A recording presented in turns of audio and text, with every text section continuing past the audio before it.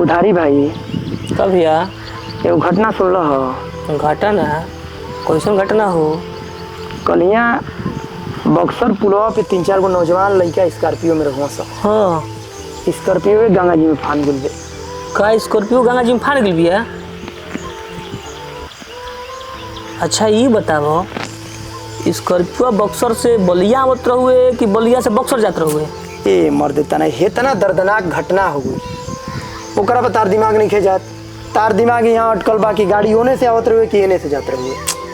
भैया तू बात बुझेल ना, हर बात के पीछे कोनो ना कोनो रीजन होले।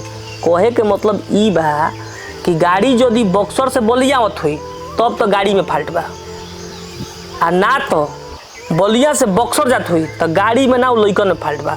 पक्का वो लइका काल दारू पी के गाड़ी चलावत हुए। ए मर्द तना अभियो तार दिमाग दारुए पे टिकल बा। साला हम तो परिवार के बारे में सोचत नहीं, वो परिवार पे का बीतत हुई।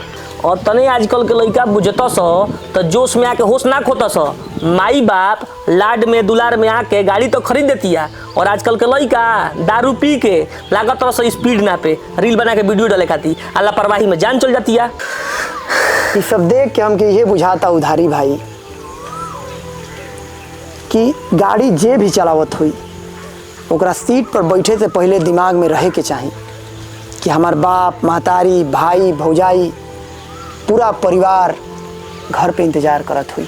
मैं मर्दवत नहीं, आजकल के लइकन के तने बुझाई तो माई बाप के सहारा बने के उम्र में बेसहारा करके ना जीतस। बात सही कहत रहा भाई।